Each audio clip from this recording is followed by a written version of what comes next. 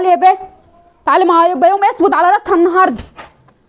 انت يا هانم يا اللي اسمك سهام، يا سهام تعالي لي يا اختي، تعالي لي، ده انا هخلي نهارك حلو النهارده. في يا نورة صوتك عالي يا نورة، الناس سمعت صوتك، في ايه؟ الناس سمعت صوتي؟ هو انت لسه سمعت صوتي يا اختي؟ بنت تدخلي جوه، مالكيش دعوه بالاشكال دي. انا هعرف اجيب حق. ادخلي نقعد. تخشي تقعدي فين؟ حد الله ما تدخلي بيتي تاني، ولا لساني يخاطب لسانك، ولا تضيعي حاجه عندي، خساره فيك اي حاجه تطفحيها عندي. ايه اللي حصل لده كله يا نورة؟ اللي حصل يا اختي مش عارفه ايه اللي حصل؟ والله ما اعرف حاجه. بجد يا بيه بتكلم امك في التليفون وتشتمي عليا يا بيه؟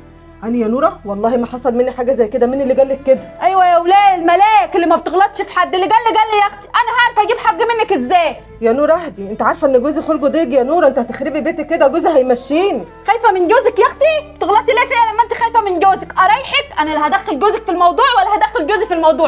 انا هرن على اخويا يجي يجيب لي حق، هرن عليه يجي يجفلكوا هنا. يا نورة اهدي، ابوس ايدك يا نورة، يا نورة اوعي كده بلا ابوس ايدك. انا رنيت خلاص. الو، ايه يا حماد؟ ايه يا اخويا انت فين؟ في الورشه؟ طب تعالى يا اخويا دلوقتي عايزاك. لا الموضوع مش استنى، لو استنيت هرتكب جريمه هنا. تعالى عايزاك دلوقتي. ايوه يا اخويا تعالى هات لي حقي. ماشي يا اخويا انا مستنياك، سلام. يا نورة اهدي، ما حصلش حاجه من ده كله يا نور. اللي حصل يا عسل، ادنك واقفه كده لحد ما اخويا يجي ويجيب لي حق منك. ازاي يا نورة ده انا واقفه كده يا نور؟ انا مطوعاك يا نورة لاخر حاجه يا نورة، بس مش ينفع اللي انت بتعمليه ده. مش ينفع؟ طب روحي يا اختي على شقتك، ولما اخويا يجي هبقى نادي عليكي. يلا يا اختي مع السلامه. انا هعرف اجيب حق ازاي. مين؟ انا يا نور. تعالى يا اخويا. انت ساب الورشه مفتوحه يا بنت. تعالى بس يا اخويا، تعالى.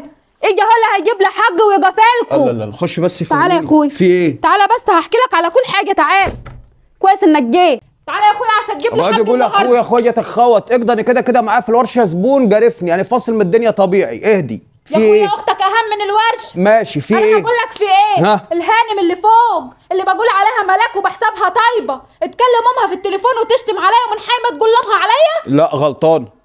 ينفع يا اخويا؟ لا غلطان. انا عايزك بقى تجيب لي حق يا اخويا. حاجه هو احنا بلطجيه؟ بالراحه بالادب، في حاجه اسمها اصول. اهدي وطي صوتك شويه يا ستي. لا اله الا الله، كل واحد هياخد حقه واهدي. طب انا مش هينفع اسمعك من طرف واحد.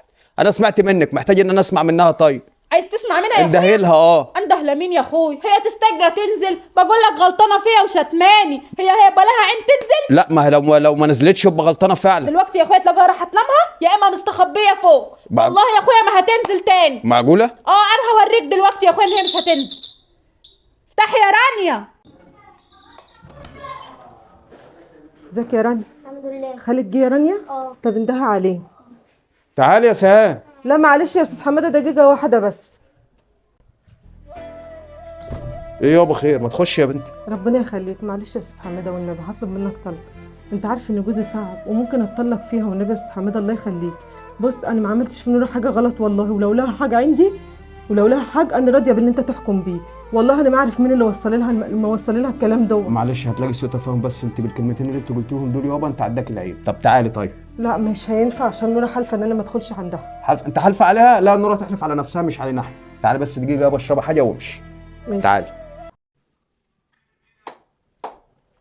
معلش اعصري على نفسك ليمونه تعبينك. ماشي. ايه في ايه؟ ما هي نزلت اهي. ما هي نزلت؟ ما انت مش فاهمها. دي نازله عشان تعيط، عشان تصعب عليك.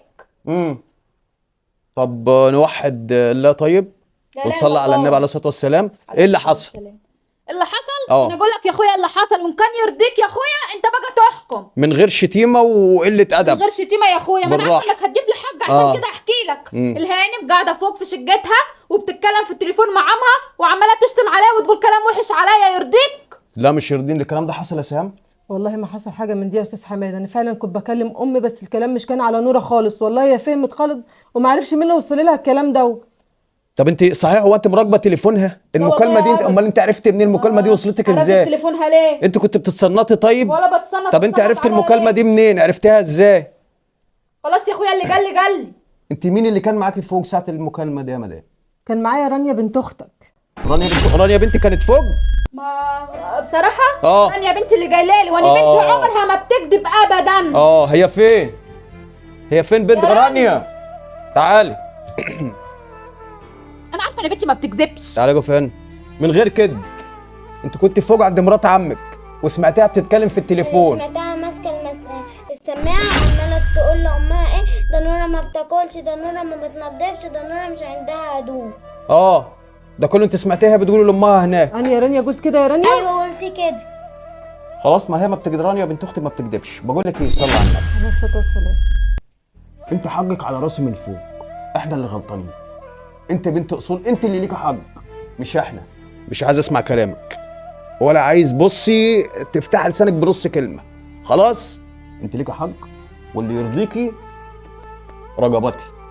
معلش يابا احنا اللي غلطانين، احنا اللي غلطانين مش انت. قومي بص على راسها. كمان ابص على راسها؟ ده انا جايباك تجيب لي حقي. هجيب لك حقك حاضر. معلش حقك عليا انا. معلش مفيش اي حاجه يا استاذ حماده. لا خلاص مفيش مشكله. قوم يابا توكلي على الله والموضوع ما تحطهوش في دماغك واحنا اللي غلطانين. بس هطلب منك طلب واحد يا استاذ حماده. خلي اختك تهدى شويه عشان انت عارف جوزي صعب وانا مش ليا حد. قسما بالله ما هتفتح بقها تاني والموضوع ده مات.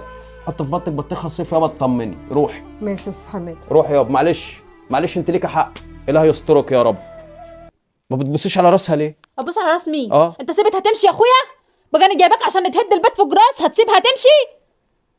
يعني ايه اسيبها تمشي؟ هي لها حق عندنا يا بنتي، هي لها حق عندنا. انت جايباني، انت صغرتيني، انت جايباني طلعتيني وطلعتي نفسك ان احنا مش محترمين ولا نعرف حاجه عن الاحترام ولا احنا متربيين اصلا. عشان احنا لو اتربينا كنا ربنا عيالنا. شايفه بنتك بتتكلم باسلوب عامل ازاي؟ انت فوق عند مرات عمك سمعتيها بتتكلم في التليفون نازله تحكي لمامتك ليه؟ بتحكي لامك ليه؟ وانت فرحانه ان بنتك بتجيب لك الاخبار اول باول، وبنزعل ان عيالنا بعد كده طالعين بايظين. ايه هي تربيه العيال بالنسبه لك او بالنسبه لك؟ ان انا اسحب العيل الصبح اوديه لحد العربيه عشان يروح الحضانه؟ ان انا كل شويه اجيب له صندل واجيب له كاب عشان الشمس، وفي الشتاء اجيب له شمسيه وهو رايح الحضانه؟ كل الحياه بقت حضانه بس. الموضوع مش حضانه. احنا اتلهينا بالماده، احنا اتلهينا بالفلوس، والادب خلاص نسيناه. والنتيجه كانت ايه؟ كلها بقت ولاد ناس بس كلها قليله الادب. تربيه العيل مش انك تاخديه الصبح توديه الحضانه وتقول انا كده بربي، لا. بنشوف عيال النهارده لحد ايام زمان كانت البنت ممكن توصل 25 سنه وهي لسه طفله. فعلا ما تستغربيش، كانت على الفطره. النهارده الواحده بتنزل تبص تلاقي 6 7 سنين وما تملاش عينها ما تعرفش تكلمها. ده تربيه بالله عليك. زي ما انت دايره تجيبي في سيره بنات الناس، اهتم ببنتك شويه، قولها يا بنتي ما تنجليش كلام. النهارده العيال عندهم 7 سنين و8 سنين وتيجي تكلمها تحس ان انت بتكلم عوالم. ما انا اسف في اللفظ، لا مش اسف، اللي زعلان يخبط دماغه في الحيط. بنت النهارده 6 7 سنين وما تعرفش تكلمها، تلاقي عيل 3 4 سنين وموجع عيله في بعضيها. بالله عليك زي ما انت داير في البلد لابس لي العبايه وعامل لي عمده، بالله عليك يا اخي اتلفت لابنك ولا لبنتك ربيه الاول. وانت بالله عليك معلش تعالى على نفسك. اذا كانت امك كانت بتعمل كده معاكي زمان، معلش تعالى على نفسك. انسي العاده دي بقى. اقعدي مع بنتك ربيها، علميها الادب والاحترام، علميها ان هي لما تقعد في مكان وتسمع كلمه ما تطلعش بره.